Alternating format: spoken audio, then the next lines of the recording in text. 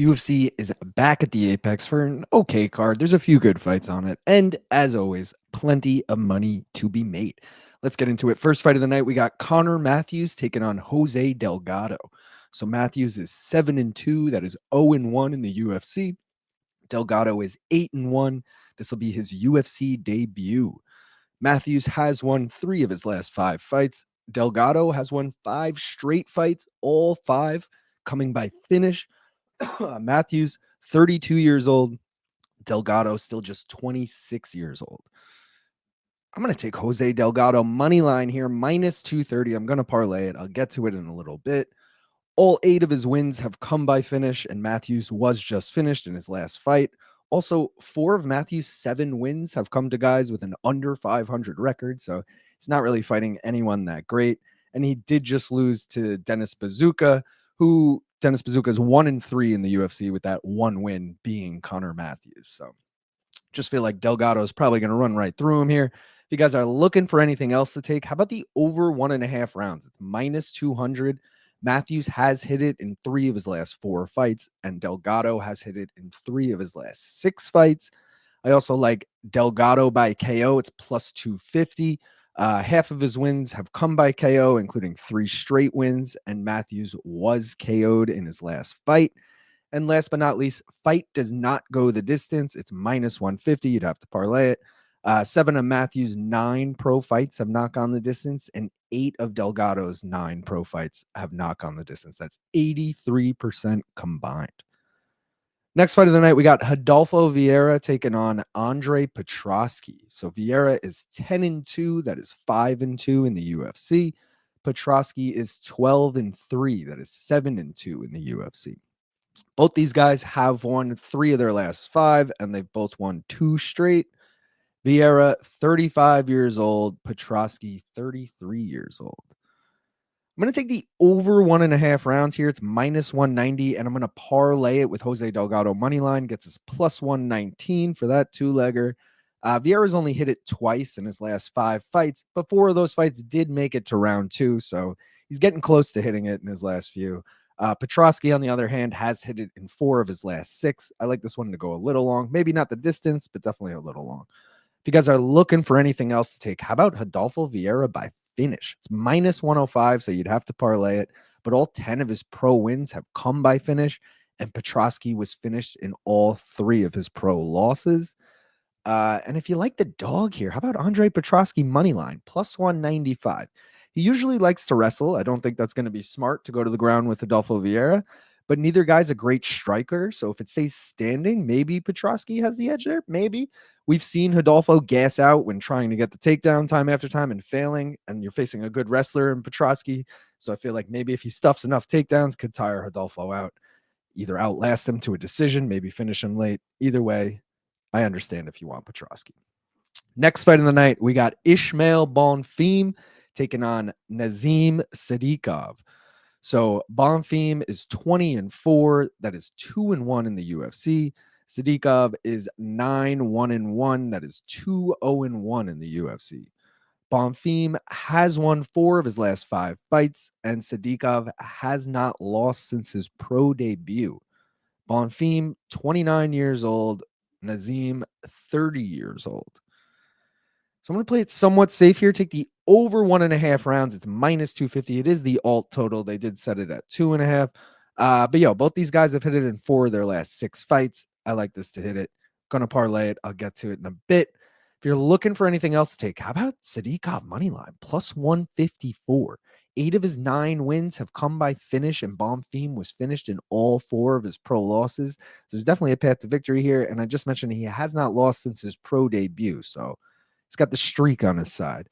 If you like Bonfim, though, take him by finish. Plus 275. 13 of his 20 pro wins have come by finish, and Sadykhov's lone pro loss came by finish. And if you like the over, but you want a little less on it, over 2.5 is minus 175. Bonfim has hit it in 4 of his last 6, and Sadykhov has hit it in 4 of his last 8 fights. Up next, we got Edmen Shahbazyan taking on Dylan Budka. So Shahbazyan is 13-5. That is 6-5 in the UFC. Budka is 7-4. That is 0-2 in the UFC. Both these guys have lost 3 of their last 5 fights. Edmen still just 27 years old. Budka 25 years old. So I know it's risky, but I'm taking Edmen Shahbazyan money line here, minus 255. I'm going to parlay it. I'll get to it in a little bit. He has lost 5 of his last 7 fights, but 4 of those 5 losses did come to ranked middleweights, so he's not losing to scrubs.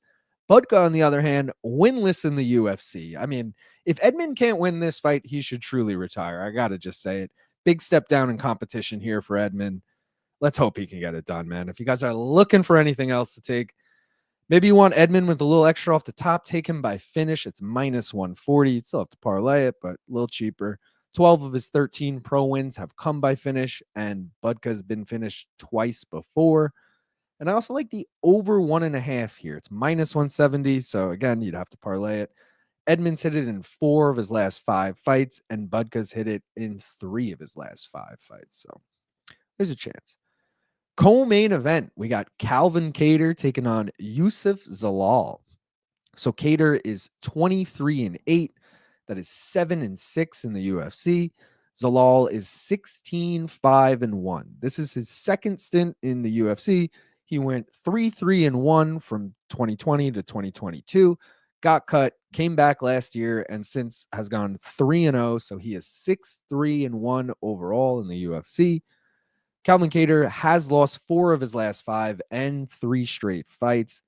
Zalal is on a 6-fight win streak, all 6 coming by finish. Kattar up there too, 36 years old. Zalal still just 28 years old. I had to do it.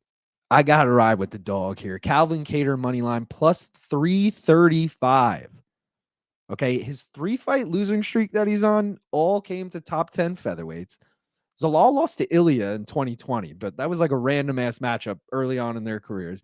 Has not fought anyone ranked since then. Kattar's last 2 wins were against ranked opponents. The odds are just too fucking crazy here. I got to take a flyer in Calvin Kattar, plus 335.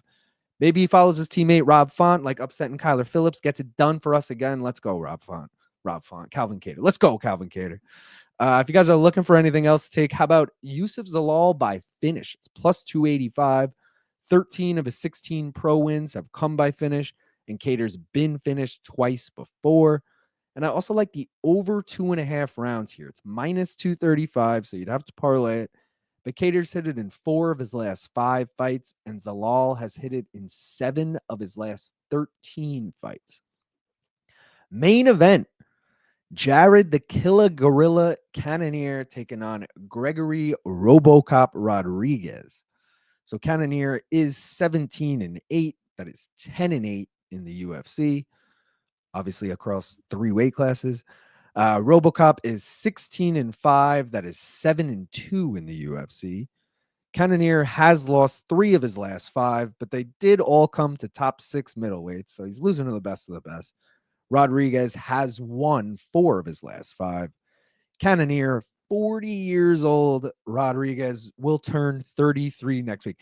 I diss Gregory Rodrigues every time by saying this, but how the fuck is this man 33 years old? And Jared Cannonier's 40. Their ages should be flip-flop. Gregory Rodrigues is the oldest looking 33-year-old I've ever seen. Anyways, I digress. Guys, I'm taking the over 1.5 rounds here. It's a minus 180. I'm going to parlay it with the over 1.5 in Ismael Bonfim, Nazim, Sadykhov, and Edmen Shahbazyan money line. So all 3 of those together gets us plus 203. I like that a lot, especially if it makes it to the main event. Cannonier has hit the over 1.5 in 8 straight fights, and Robocop has hit it in 2 straight fights. So definitely on the table. If you guys are looking for anything else to take, I do kind of like Robocop money line here. He is the favorite, so it's minus 175. You'd have to parlay it. Jared's going to be 41 next month, and he really has not looked the same in his last few fights. Also, 10 of Robocop's 16 pro wins have come by knockout, and Jared has been knocked out 3 times before, so clear path to victory here. Another prop I like is the over 2.5. If you want a little cheaper on the 1.5, it's minus 105. Cannonier's hit it in 5 straight fights, and Rodrigues has only hit it in 3 of his 9 UFC fights, but he did hit it in his last fight.